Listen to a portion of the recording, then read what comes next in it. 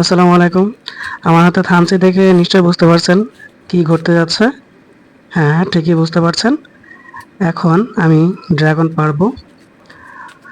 আমাদের ছাদ বাগানে প্রতি বছরই আল্লাহর রহমতে খুবই ভালো ফলন হয়, যা এবারও হয়েছে।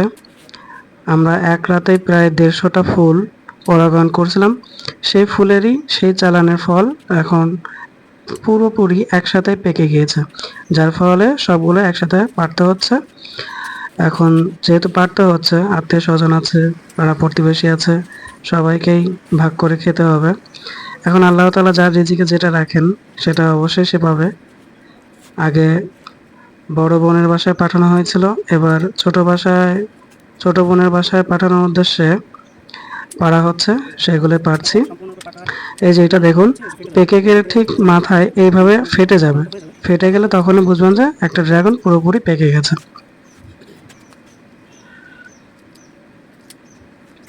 আপনি ড্রাগনের সাইজগুলো দেখতে পারেন, হাতের মুঠে ধরলে যে কত বড় সেটা।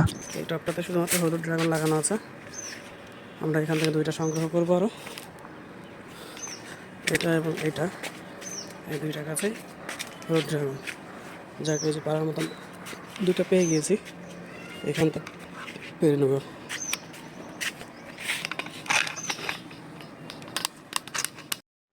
হলুদ ড্রাগনের স্বাদ আসলে অন্যরকম। আমরা লিচু যেভাবে খেয়ে থাকি, লিচুর স্বাদটা যেরকম প্রায় কাছাকাছি, হুবহু না হলেও, কিন্তু অন্যরকম একটা স্বাদ। যারা খেয়েছেন তারা জানেন, আর যারা খান নাই তারা অবশ্যই খেয়ে দেখবেন। দেখুন সাইজগুলো, দেখুন কত বড় বড় সাইজ।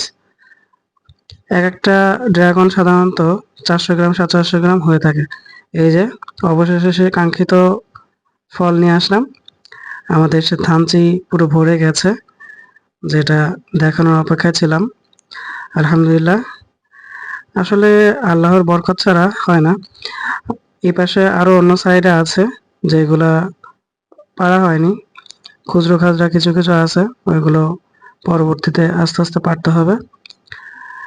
যাই হোক, সবাই ভালো থাকবেন, সুস্থ থাকবেন, আর আমাদের জন্য অবশ্যই দোয়া করবেন যাতে আল্লাহ তাআলা এভাবেই বরকত দিয়ে রাখেন এবং সবার সাথে মিলেমিশে আমরা খেতে পারি।